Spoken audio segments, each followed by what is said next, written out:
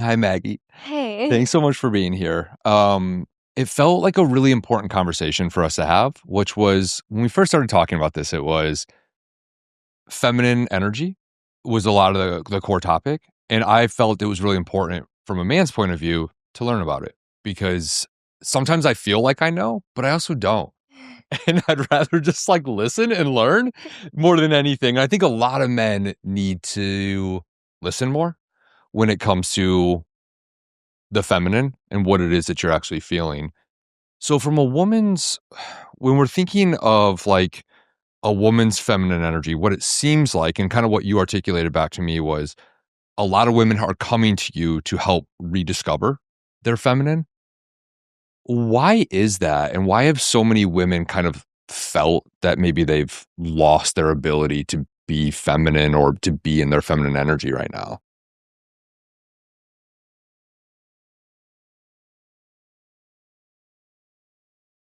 I think there's a lot of different reasons that so many of us women feel pushed into our masculine right now. Mm. I think society is one. I think the pressure to take care of ourselves financially in such a, I mean, life is expensive. So expensive It's right so now. expensive. And like life, when you want to be a very conscious, like healthy human, is very expensive. Like, NAD infusions are $800. But I wanna feel good. Yeah, but I wanna feel And for women, it's like for what I heard this quote the other day, it's not mine, it's somebody else's, so I can't take credit for it, but the quote goes, "Women have to feel good to do good, Mm. and men do good to feel good." Mm. And I was like, "Whoa."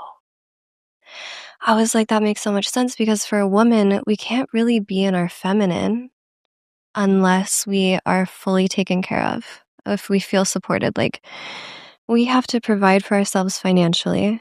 And this world is so fast paced. The society is so demanding. It's so expensive. And so for us, we need to actually like lean into our masculine in order to give ourselves the structure and the frame to exist in our feminine. Mm. So that can be a journey sometimes. I love that. And like men, we don't have to do that as much. We don't have to lean into our feminine to Yeah. allow our masculine to thrive. Yeah. Like, we Yeah. don't have to. Yeah. You know. So this makes so much sense.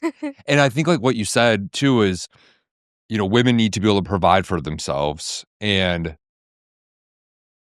what I hear a lot is men are struggling because then when it comes to like dating or relationships, they feel like they need to provide for the woman so she can be in her feminine. But to your point, the world is so expensive that a lot of men are sitting here saying, like, how the hell do I do that? Like, how much money do I have to make to provide for two people?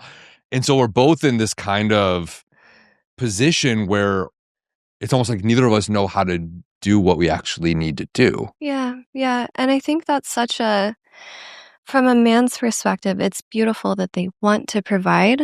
But I think that a lot of men, first of all, a lot of men think it's an expectation.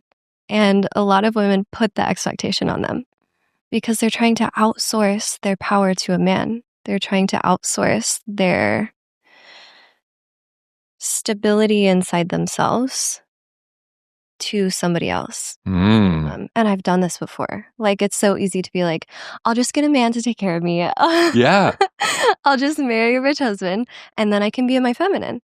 But it's literally giving our power away because if we don't find that in ourselves, if we don't build both sides, if we don't learn how to build a life that we love, if we don't learn how to provide ourselves the safety and the stability, then we will forever be relying on something outside of ourselves. Mm.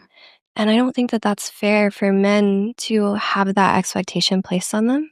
And also, I am not innocent of this. Like, I've totally done I've totally done this before. And I had to learn. I was like, yo, I can't be doing this. Yeah. Like, because then you have no life of your own. Yeah. Yeah. You're then reliant on this other person, on your ability to be the fullest version of you. Yes. Yeah. Yes, exactly. So why, or I shouldn't say why, how does a woman then create that stability within herself, which I would imagine feels very masculine for her, while staying feminine? How does she do it? God. How do It's you such do a it? valid question. I'll be honest with you, I don't think I have. I don't think I fully have yet. Hmm. I think my superpower is existing in my feminine, Mhm. and so I'm actually missing a lot of the masculine side, and I'm working so hard on that, but it's so hard. I just wanna be a fairy. But what I'm learning is, like, when I feel my most feminine is when I'm doing the things to provide that stability for myself. So, Hmm. I I'm in the middle of creating a career that provides me a sufficient amount of income to where I don't feel bad getting $400 worth of supplements every month.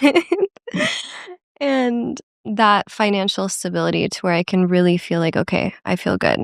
I feel safe. I can be in the present moment. I can exist. I don't have to be in survival mode Mhm. constantly. Um, and then the other side of it is there's this thing called tolerances. I didn't make this up. Can't take credit for it. But tolerances are all of the things that we have weighing us down that we've put on the back burner that we just haven't done. That can be taxes. Mm. That can be organizing our closet. That can be having a hard conversation with a friend. That can be having a million photos on your iPhone. These are the little things that are on our mind constantly that are draining our energy every single day. Mm. And as a woman, if you don't feel free, you can't be liberated. You can't be in your feminine. Mm. So that's a huge thing too. Yeah. How does So as a woman, you can't be in your feminine if you don't feel free. What what are the things that men do that allow you to feel really free and in your feminine? Mm, I love this question. And I don't want to say can't because I think that's too rigid. I Yeah. think it can exist. It's just harder. Yeah. It's very hard.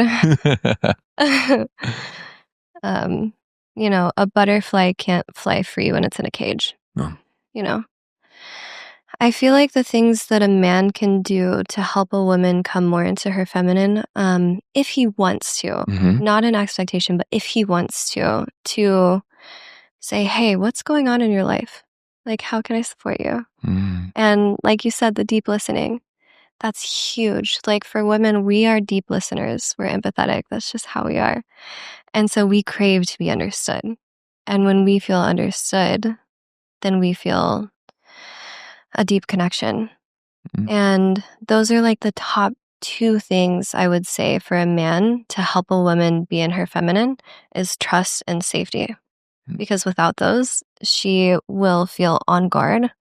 She'll feel constricted. She'll feel like she has to protect. So she'll like close down, literally protecting her internal organs. Mm. So she'll literally physiologically go into this position. So, deep listening, trust, safety, that's being a man of your word. That's showing her that you're going to show up on time. That's showing her that you follow through with the promises that you make. That's giving her the safety in terms of like, I can be the masculine lead that allows you to just be. Mm. This exists. This exists. This exists. Is there so it was trust, deep listening, And safety. safety. Trust, deep listening, safety. Is there Of those 3, are there an area that women are struggling to is okay, let me reframe. Is Of those 3, is there one or multiple that women are expressing men are not doing that well at right now in today's society? Yeah. It's it's the trust and the safety component. Hmm. So often we find that men will, not all the time, because there's a lot of good men out here, especially in the conscious community in Austin. And Yeah. where we exist. But sometimes men, I mean, it's the quick dopamine hit that is available to them at all times at the tip of their fingertips Mm. is women. It's dating apps, it's naked models on Instagram, it's all of this stuff. And so if a man would be upfront about that and be like, "Hey, look, like I know that I'm doing this. Like I know that this is Mm. actually a pattern that I have and like I'm working through it." It would be one thing. 'Cause then she would know. She'd be like, "Oh, okay, it's just a pattern, it's fine. It doesn't take away from my value." But I think so often men will go behind a woman's back and break trust in that way. Mm. And I think that's happening so often, and I hear that a lot.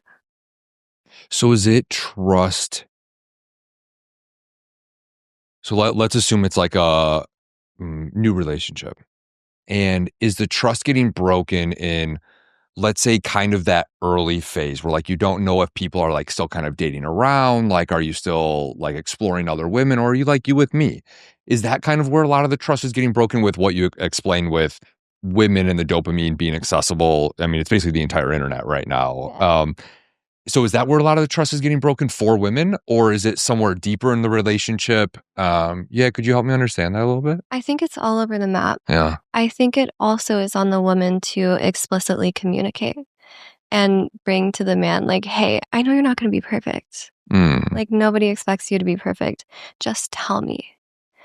And so if that can be communicated upfront, then I think a lot of this can be prevented in the future. And I believe that it's not it's not all on the man. It's also on the woman and who she brings out in him. Hmm. Because the way that we exist is who we're gonna bring out in the other person. Like, as a man, I've been with some women who bring out this insane version of me that I didn't even know existed. I'm like, "Oh my god, how'd she do that?" And then there's others that do the exact opposite, which are it's in another insane version of me, but it's in, like, a not great version of me. And it's fascinating because sometimes I struggle to understand, what the dynamic is that is causing kind of this shift in who I am as a man. And I don't love that she can almost control a bit of how I almost perceive myself as a man. Um, yeah, but it happens, and I'm aware when it happens. Yeah. Yeah, it's huge and it's so normal. Like we as humans, we're societal beings and we have these things called mirror neurons. So when you smile, I'm gonna smile. Like we're mirroring each other. So if I'm existing in the relationship as a dark version of myself, if I am being driven by my ego, you're gonna mirror that. Hmm. And that's gonna bring that out in you. But if I have just completed a 4-day fast Which is wild. wild. If I'm on top of my shit, I'm not saying I am. And I'm really deep in the inner work, and I'm doing the work, and I'm showing up, and I really feel grounded and in my body and a high, like, a clear version of myself. That's what I'm gonna bring out in you Hmm. and anyone that I'm around. And that's just how kind of energy Hmm. we're always sensing energy. We're Mhm. always responding to it. Yeah. So that's why it's so important to just be super picky and particular of the people that you keep around you. Mhm. So if you're okay, so you're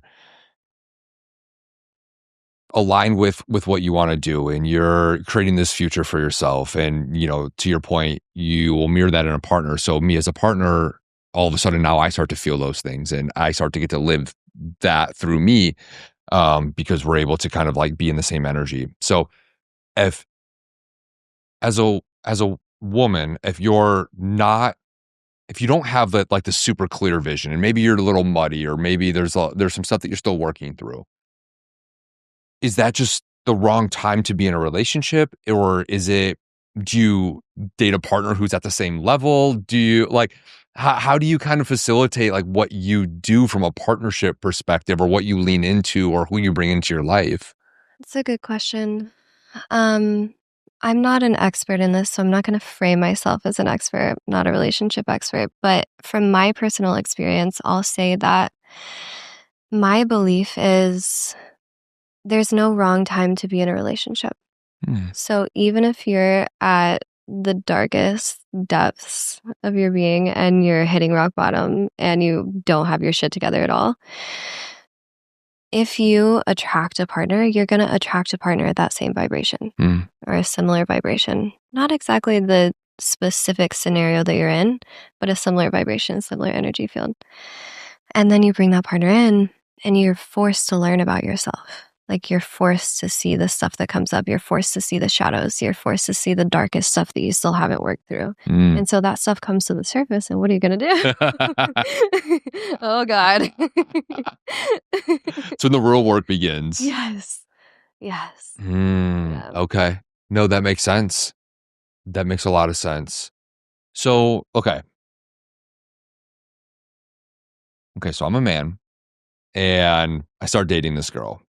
And let's say it feels like we're at different places energetically. Maybe we are. Maybe one of us are just disconnected. Maybe it's me that is not connected with where I'm actually at in life. And she's that mirror, and that's why she's in my life. Is is there anything I can do as a man that creates a container for her to work through more of what like she to because maybe I'm like maybe I'm in a position where I'm like I want her energy. I would love a woman with different energy in these ways. Is there any way for me as a man to create a container or a space or hold space that allows for that to be created within herself? And then therefore I would receive this energy and then like we would kind of come up together, or like how do we what do we do? It's a really good question. And I had two things. Um, oh, one being yes, and you don't want to take on the responsibility of that Mm, as a man. You can want to help, but you shouldn't want to be like, oh, it's my responsibility to fix her. I see a lot of guys get into relationships and be like, oh, I can fix her. I do this shit all the time. Captain Save a Ho.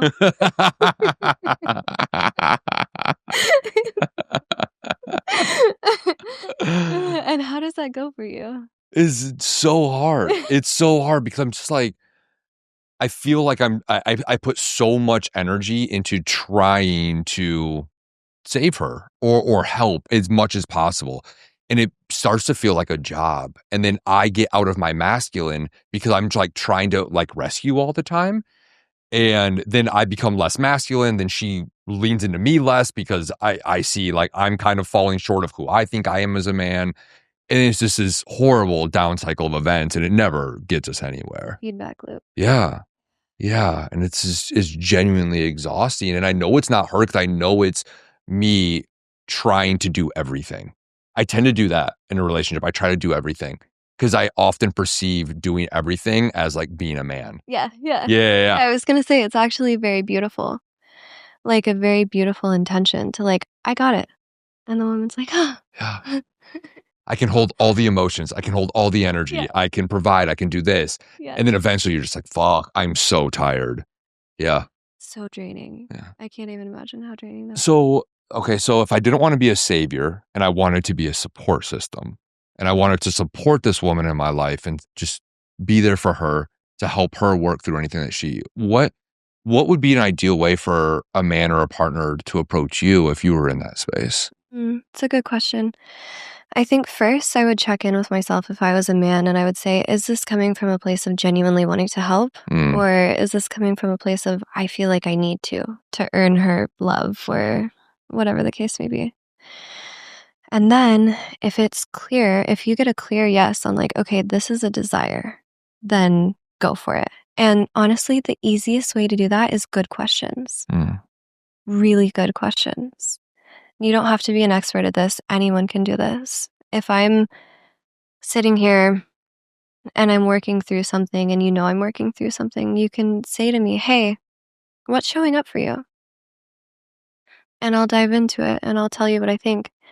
And then you can follow up and you can say, "Well, what do you feel like would be the most supportive for you to give yourself right now?" You can just play around with questions in ways that make me think more deeply about myself, Mm. get introspective, um, help me find my own solutions. Because I think when men often provide solutions for the feminine, we're like, It's not a good idea. it's not a good idea. Sometimes, sometimes it can be a good idea if we're like, yes. But a lot of times, if we're crying and processing emotions, men try to hop in and provide solutions. Mhm. And we're like, no, I just need to feel. Mm. But yeah, that's probably the easiest way I would say for a man to not put so much on himself trying to fix, but just asking good questions goes so far. Mm. And and if she's not responsive, like let's just say she's not willing to kind of go there, or she maybe just doesn't know how to respond. One, yeah, I guess it's like, what would be the next, like, what then should a man do? Does he keep kind of going? Does he just hold space? And what would be the next thing Okay. for a man? I would say instead of just jumping right into questions, probably ask her. Uh, ask for permission. Be like, hey, is it okay if I ask you some questions around that? Are you open to talking about that? And then if she says yes, amazing. If she says no, then that would be very interesting. Yeah. I can't imagine that. Have you heard the do you need to be heard, held, or helped?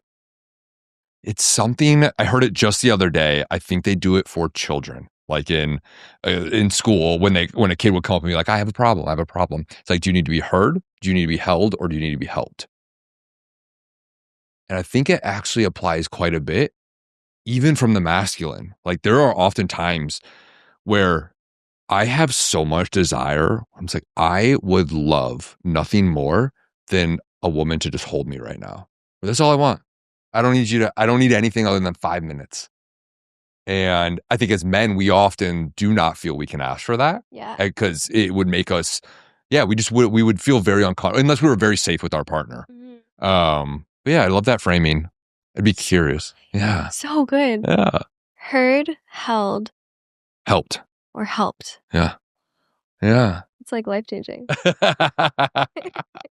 I need to use it in real life sometimes. I've never actually used it before. Use it. I don't know. Use it. I gotta find somebody to use it for. Yeah. I'll do somebody at work. Yeah. Use Yeah. it and then report back.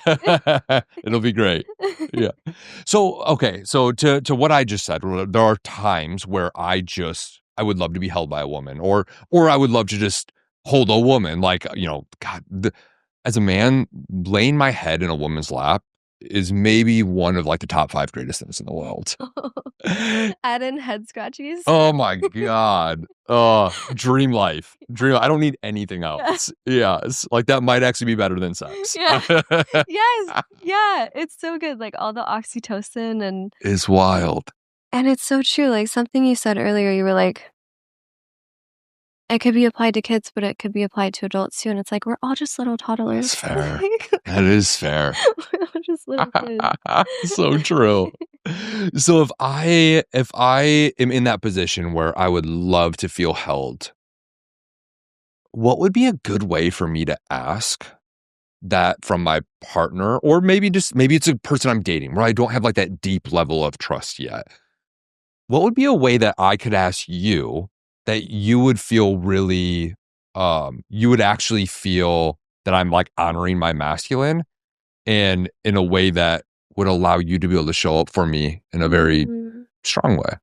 Are we talking like beginning stages of dating or like further in? I think like, let's go kind of like early stages of dating, because my impression is that as you've gotten deeper in a relationship, hopefully that trust has been built.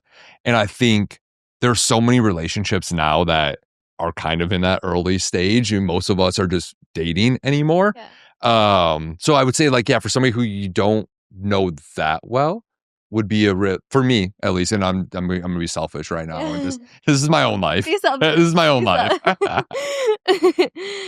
um I think just ask. I think just say, "Hey, can I lay my head on your lap?" And she'd be like, "Oh my god, yes, of course."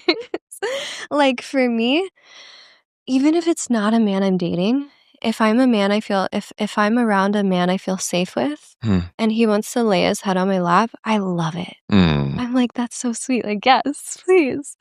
And then naturally, she will just start rubbing your head or, eat something I really want to inspire in people is even if you're not dating someone, bring in more physical touch. Like, Mm. we need more affection and more physical touch, and, as a woman, it's just so natural for us to just, it's so natural to just, comfort another person and to hug and to, just be, a safe space for people, Yeah. and so we love it. Just know that we love it. Just do more of Yeah, it. yeah. There's two very important pieces to that. One, this was probably this was kind of like a life hack for me, which was building really strong and safe platonic relationships with women because we can have that touch. And it's just like, hey, can we cuddle and watch a movie? Like, I've done that many times with female friends. There's no sex involved. And it is just, no, I want human connection in a very safe space for me too, because you don't expect anything from me. And I just get to be there. So You get to healthy. be held, and you get to co-regulate, and you get to regulate your nervous system, and when a lot of times when a lot of people are in everyday society, we're relying on distractions to keep us comfortable. That's what I'm learning through this 4-day fast, is that I'm constantly reaching for distractions, it never ends. God. It never ends. Have you ever done a dopamine detox? Yes, I Oh, have, and it's so hard. it's so hard. It's so hard. It's also just kind of embarrassing. You're like, really? I know, I know. I know, you're like, "Seriously?" Yeah, but it's that really helps with that. Physical touch and Yeah. co-regulation, regulating your nervous system through touch really helps with Yeah. that. And then you actually don't feel the need to reach for distractions as much. Hmm. So, yeah, I think that's beautiful. Yeah, I love that. What could I would imagine there's a lot of men who would feel that the physical touch or that type of a relationship with a woman, like how to balance coming off, I'm just gonna say it as a creepy guy versus like a guy who's safe. I think that's a big difference. And especially a woman leaning into, oh, I can actually trust this platonic male friend. That is something I hear come up a lot is, oh, I thought he was a platonic male friend and then he wasn't. What can a man do that says, I actually really want to have platonic female friends? What can a man do to help create that safety? Or is it just kind of an energy that it's either there or it isn't? I think this can be really practical. I think this can be broken down to if you're a man and you have any sort of attraction to the woman, obviously it's not gonna work. You have to be honest. Fair. Because then you are gonna be the creepy guy. You're just withholding intentions and trying to get a snuggle in. And just waiting for 3 years later until you finally make Yeah, your move. yeah. Awful idea. Yeah, exactly. And so that's the thing, if you feel attraction to her, you have to tell her. Yeah. Because if you just try to snuggle with her, then she's gonna feel that energy. It's not gonna feel Mm. safe to her. But if you're a man and you really don't have attraction to her and you just 100% purely just want to be friends with her, be safe and let her lean in. And she will. She will lean in because when she feels a safe space, she'll lean into you and then you can reciprocate. Mm. But it can't be the other way around because then she's going to want some. I mean, I don't want to say that. I don't want to say that dogmatically because it Yeah. can be the other way around. But just kind of paying attention to how close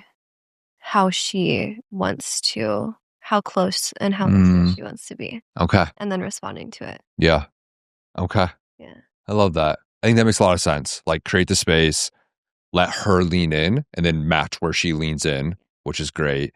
I also agree, the need to talk to a woman about your level of attraction if it is there. And often I find that there are many women where I've had a level of attraction and I've expressed it, and she's like, oh, I know I'm not interested or whatever. And then we can become friends because it's been spoken. And then for me, it's kind of done. Like, it's like, oh, okay, cool. Like, it's not there and I'm not chasing a thing anymore. So it also helps me kind of sink into like what this relationship could or could not be. And instead of trying to always find the gray area, you're just like, no, we're either friends or we're not. So yeah, I find that to be really helpful too. Yeah, because when you have clarity, then Yeah. you can just exist. Yeah. Mm. So much better. It's fascinating. Okay. What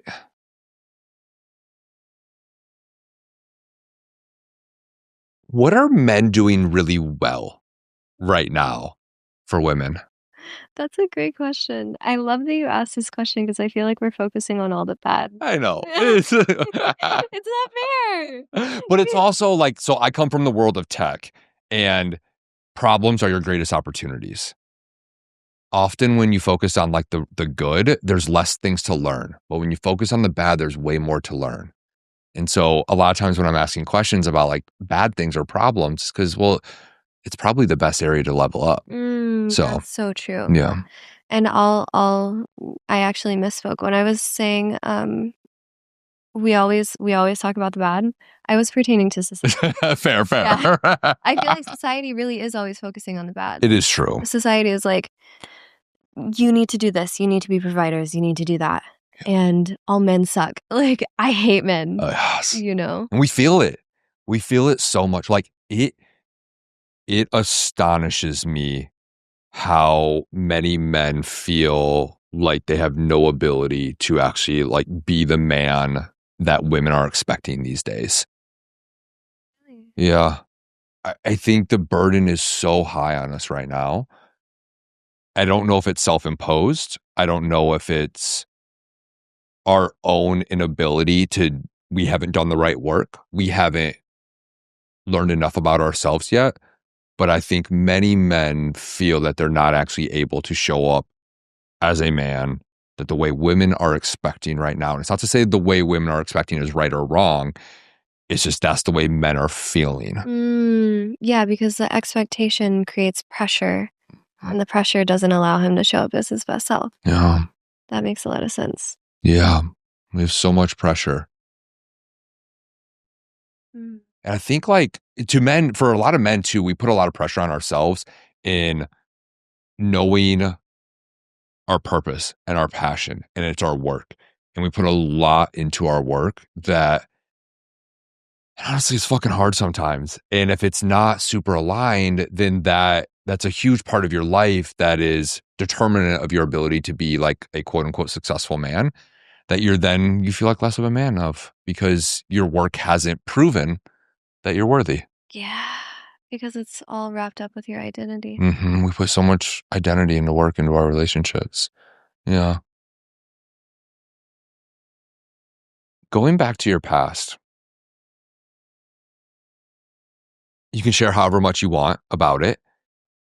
What was there something you felt like most men in that world were searching for? That world meaning strip Your world, strip club, this like search for, to your point, like a dopamine fix. Like, did you notice what men were actually either searching for or that they were kind of constantly lacking that were in that world with you? Mm. So, a surprise to the listeners, I've been in the strip club for the last 10 years. Getting the inside scoop on all of this. I love it. And that's a whole different world that's a whole different rabbit hole that we can definitely dive into because it's very juicy. It's very juicy. But in response to your question, I think men in my past that I've tried to date outside of the strip club industry, just in my own life, um, I think they were a mirror of me in ways that they did not know how to hold space for themselves. They did not know how to process their emotions. And so they would bottle up their emotions and then they would distract away from the pain that they felt. And so that would show up just constant distractions, needing constant validation, needing constant dopamine hits. And that was just a mirror of me because that's where I was at in my life as well. And I think that's such a huge thing in society. And that's actually why I'm a breathwork facilitator, is because it's so hard. Like, it's one of the hardest human things to learn is how to actually process through your emotions, Mm. is to actually feel your feelings and not just stuff them down. Because then we stuff them and we repress them and they stay in our bodies and they manifest as all sorts of things. It manifests as stress, as chronic illness, as disease, as cancer, as anxiety, as all of these different things. And so that's one really, really huge thing that I've been working a lot on. And I think that I've come a long way. And as I continue to come further into that skill of being able to release all of the stuck emotions and stuck energy out of my body and become liberated in that way, I'll attract a partner who does the same. Mm. I'm Yeah. excited for that. Yeah. Now, okay. So you're, I love this because I think most men, not most, I don't want to say that. I think emotions are a thing that men, deeply have historically struggled with. I think we're obviously getting significantly better at it because of people like you that do the work and breath work, and it's becoming a lot more normalized for a man to be in touch or in tune with his emotions, which is beautiful.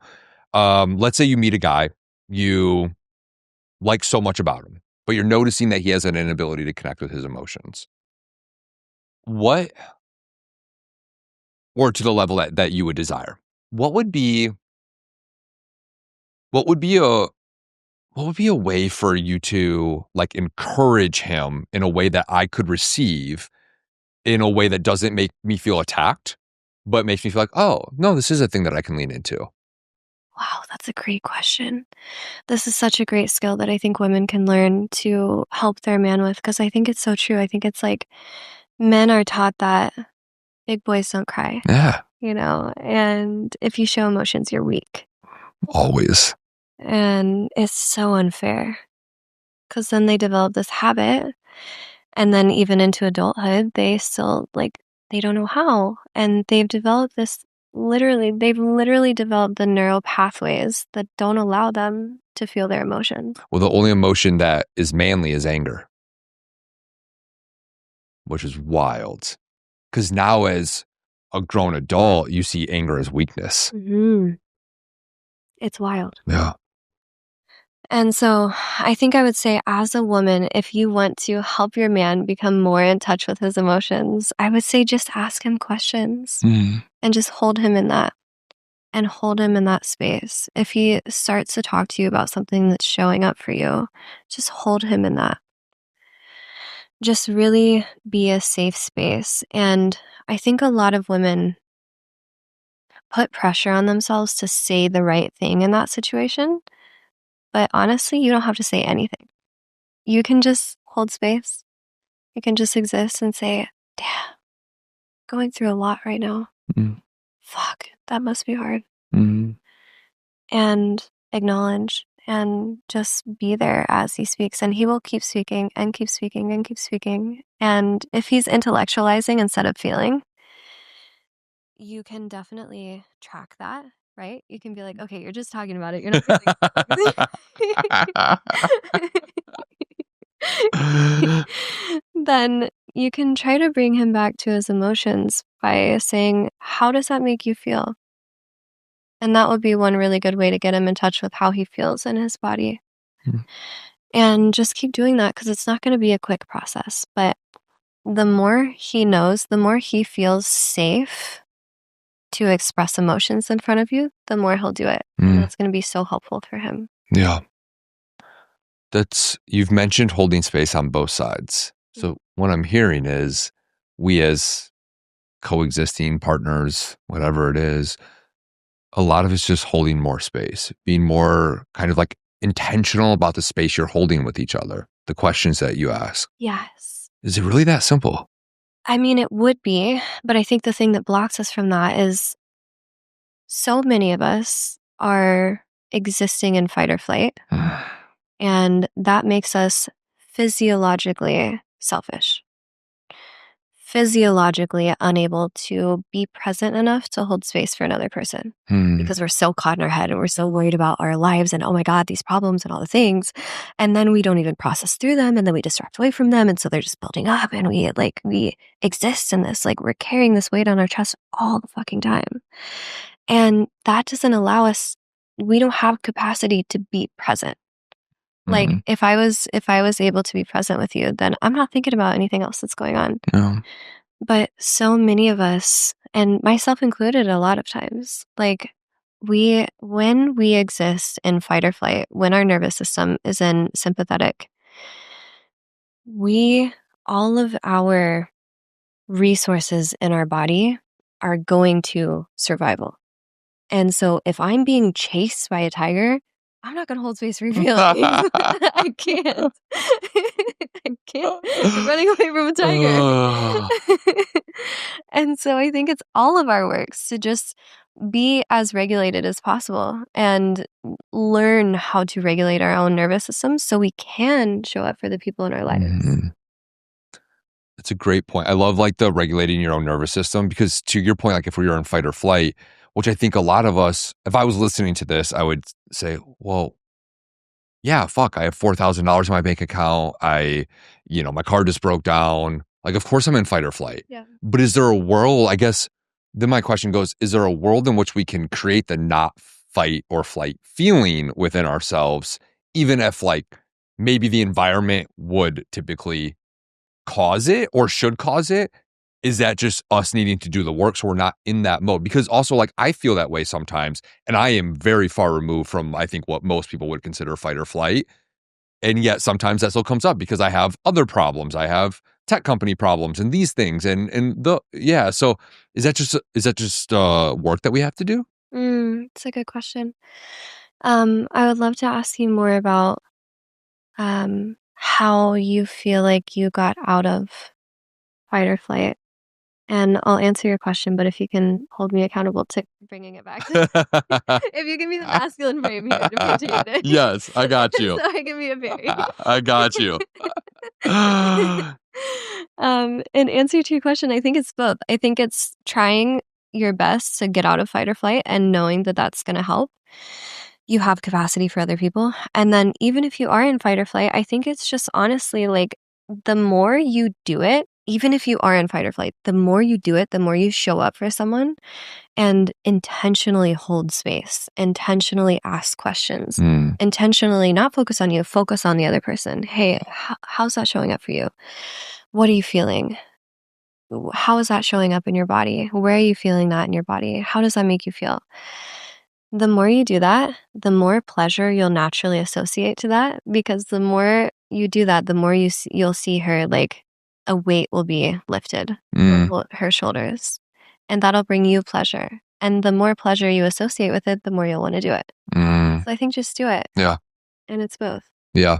So do it before you're ready. Yeah. Yeah. Yeah. That's most of life. Yeah. Yeah. Yeah. Do it messy. Whatever you do, just do it. I love that. Okay. I love that framing. Just do it. Yeah. You had asked how I got out of fight or flight. I think that's so huge for so many people. For me, it was unwavering confidence. I have so much confidence in myself, and not from like a ego, I'm better way. It is, I believe I will always be able to win, and I will always be able to provide, and a lot of that at the core of it is I work so hard that it is unreasonable for me to ever lose. And so, yeah. And so a lot of it is built on hard work. It's built on hard work, and it's built on confidence. And that's the same thing. Like, that's what the gym does for me, where the gym had built up so much confidence in, like, the way I looked and the way I felt. That's why I care about the clothes I wear. That's why I care about what my hair looks like. All that stuff is just to give me more confidence, because I know when I have so much confidence in myself that I have no fight or flight, I will not lose. And it's all backed up by hard work. That gives you security. Yeah, it gives me so much security. Yeah, so that's how I got out of it at the end of the day, which still puts me into different versions of fight or flight, like I mentioned. But for the most part, like general life fight or flight, I don't even think about it anymore. Okay, so if someone is listening to this and they were to say, hey, I want to do that. I want to have the confidence. I want to know that I'm going to succeed. But either I've broken trust with myself so many times Mm. or I don't believe in myself. What would you say to them? How would you say that they could achieve that? That's a really good question. I think the I've broken the trust with myself is a really good framing because a lot of us have. We've tried and we've not. One, keep fucking trying. I have started 7 tech companies. 6 have failed. Just keep trying. You just keep going. You just keep going. And I think the same goes true for the gym or whatever. So it's a lot of, for me, it was leaning into the things that I knew gave me unreasonable confidence. And it is just continuing to go. And again, I think at the bottom of it, it is outwork everybody because we're pretty lazy these days.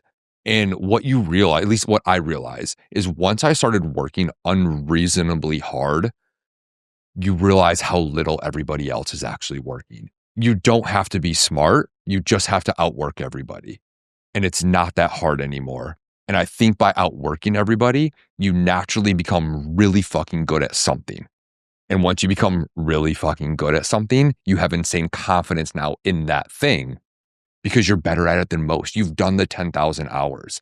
And that's where I'm a big believer. Like there's the whole follow your passion or follow, what you're good at. I think you just follow what you're good at because if you're better at something than most people, you will generally love what you do. Find the thing that you're going to be better at than most. Yeah, because you're going to love what you're competent in. 100%. You're going to love that people value you so much for this thing. Just lean into it. Lean into it the most. That's really good advice. Yeah. And so, yeah, that's what feels right for me as I've kind of like built myself into where I'm at. And it's like when you think about it, like there is actually no way to fail unless you give up. Exactly. Yeah. It's Michael Jordan said something along these lines where it's like, I've never actually missed a game-winning shot. I just ran out of time. I've never missed a game-winning shot. I just ran out of time. And so I don't follow basketball. I'm sorry. So what happened? So this goes into you've never actually failed. Okay. So I agree. I don't think you ever actually fail. Sometimes you run out of time, you run out of resources, but you're not actually failing. Yeah. You just didn't achieve the thing in the right amount in like the time frame that you needed to. Yeah. And again, like a failure, I don't know. We beat ourselves up so much about failure, and I disagree heavily with that. Yeah. I think something doesn't work your way. You sit down. Why didn't it work? What could I do better? And try again. That's it. Yeah. Yeah. And then you're accumulating lessons. So like many. every failure and every lesson you can all track back. And then you're at this point in your life and you're like, fuck, I'm so glad I failed so many times. So many I'm times. so glad. And your starting point gets raised every time because now you have this experience. So it's like, oh, the bar, like I actually started from level 5 instead of level 0. Then you fail again. It's like, oh, well, I actually made it pretty far. I'm actually like at level 20. Yeah. And then before you know it, your starting point is level 100. Yeah. And everything just moves faster. Yes. But you only get there through failing over and over and over. Yes. And so at that point, you're like, I should seek out failure. 100%. I should do it more. All the time. Yeah, all the Just time. everything. What can I fail at the most right now? Yes. How do you think about failure? I think exactly that. I think it's just like seeking out failure instead of being afraid of it. Yeah. And when I quote unquote fail, it's exactly like you said. Like if I can just look at it and accumulate the lessons, like those are gold. Like those are priceless. Like those lessons are worth so much money because if you think about getting a college education, you can just skip the college education. You can just learn from your mistakes over and over and over again. And that's your education right there. And then you're going to look back on it in the future and be like, oh my God, I thought that I would never do anything with all of those things, but I'm so glad that I did it because now I know how to create graphics and I know how to um, be a bartender and whatever the thing is, like you Mhm. have all of these skills, hard skills and soft skills. So Yeah. yeah, I think just seeking out failure is awesome Yeah. and Agreed. not shaming yourself about it. Yeah. Because it's like when you shame and you guilt yourself, you just exacerbate all of the bad tendencies, all of the bad habits, Yeah. you know? Yeah. So I think it's removing that at all costs, removing the shame, removing the guilt. And I think it's so, as a society today, five, five, five.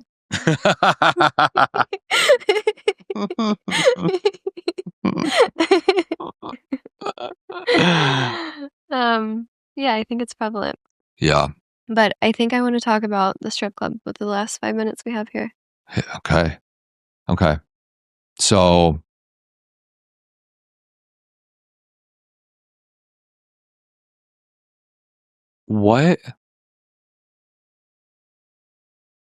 what'd you learn about yourself? Oh my God, it's endless. What was okay, okay. I'm gonna reframe. What what did you what was a thing or multiple things that you learned about yourself that you still carry with you today? It's a really good question. Um, so this topic we could talk about forever. We will when you come back. Okay, good. Um, one really big thing that I learned is how to stand up for myself, how to not take shit. Because I used to be a chronic people pleaser. Mm, And I still have tendencies of people pleasing tendencies, whether that was from my mom or through how I learned to be safe in the world. I walked into the strip club being a pushover, letting people walk all over me. And I hated it. I felt so small and so weak. And I learned fast that if you go into a strip club and you people please and you give too much of yourself away, you're going to get stomped all over. And there were some really hard experiences that I had. mm, What happened was I would get scared or like my nervous system would detect threat. And then what my safe place is, like where my nervous system would take me for safety, is fawning. And so, fawning, for anyone who doesn't know, is me. you? No, I don't know. Oh, okay. Okay. I was like, wait, I'm not that. Okay. I was like, wait. So fawning is just giving in Mm, to what somebody else wants. If somebody else has a strong frame, they're very confident, they know what they want, and they want that from you, you're gonna fawn. You're gonna give in. You're gonna give it to them because that's what they want. Because you're trying to please them to be safe. yeah. And so when I'm in my confidence, when I'm in my element, I don't fawn. I stand in my frame. I know what I want, and I'm not going to give somebody else something that I don't want to give them. Mm, But when I was younger, I would feel scared, and so I would fawn. I would give too much of myself. I would do something that didn't feel right in my body, but I couldn't track it because I wasn't. I couldn't feel my body because I was in survival mode. I was just trying to survive. And so I would do that, and it was so painful. mm, Just giving so much of yourself away and then ending the night and being like, ick.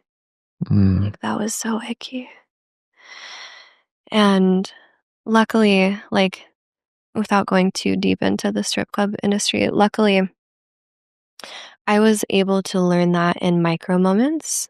So I never, and I'm so glad that I can say this to this day, I never gave myself away to do more than I wanted in a very sexual way. mhm, I know girls that have fallen into that because you can make more money or they don't know how to not fawn or any of the sort. It didn't get that bad for me.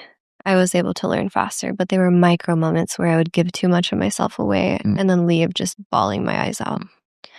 And from those painful moments, I was able to change and change fast. So when a guy would do something, I would be like, no, I'm not gonna do that. Mm. What do you mean? And I would hold my power in that way.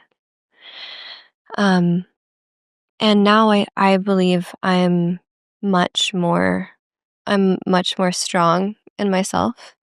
I have a much better frame, and I don't take shit from men anymore. Mm. That's very true.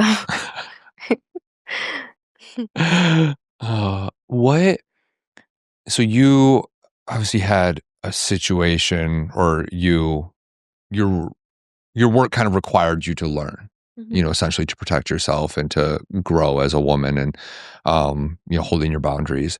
I would imagine there are quite a few women who are not in the strip club industry, but still find it very challenging to hold their boundaries with men.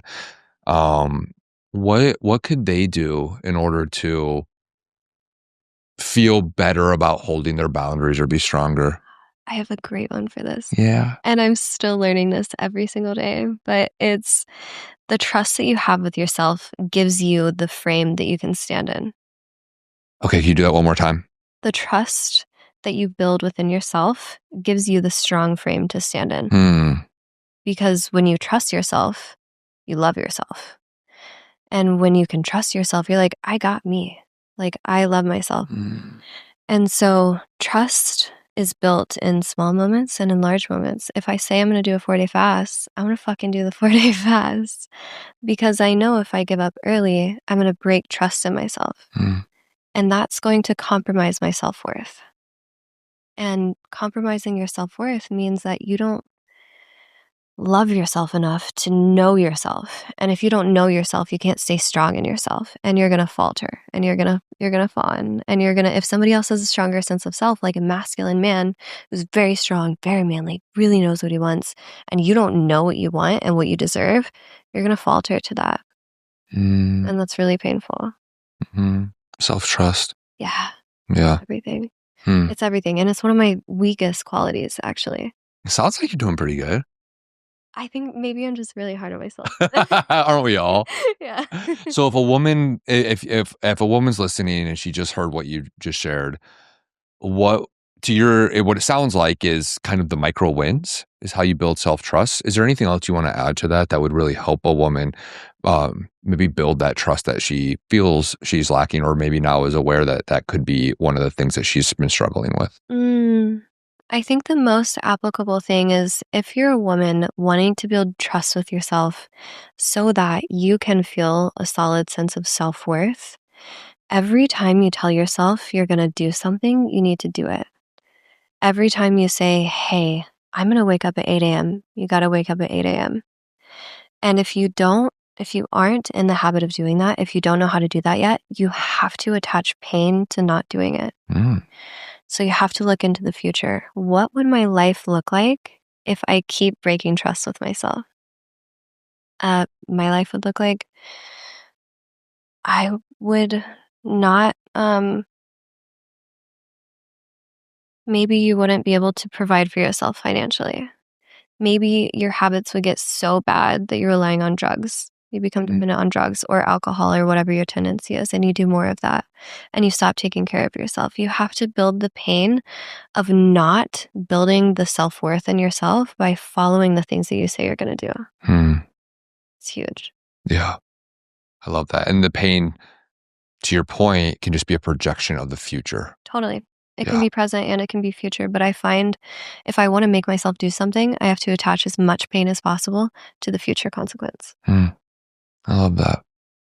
Maggie, thank you so much. This was such a good conversation. I cannot wait for the next one. I really appreciate you. Is there anything you want to, one last note, one last thing you want to share? Anything that's top of mind that you want to kind of share? Or are you good?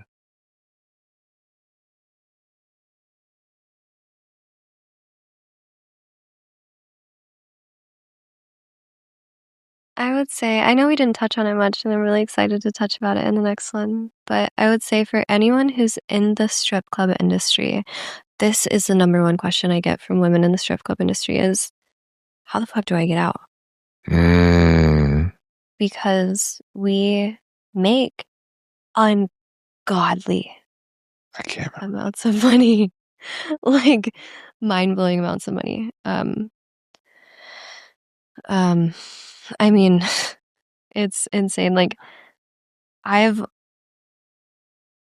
I won't get into it. We'll get into it. So if they do have a question, DM you. Yeah. Okay. Yeah, DM me. Yeah, Okay. ask me. Just let's tap in because I'm doing a lot of work around that, and I think it's really important to know that you are not stuck. Yeah. Perfect. That's all. All right. Thanks, Maggie. Yeah. All right. Thank Bye. you.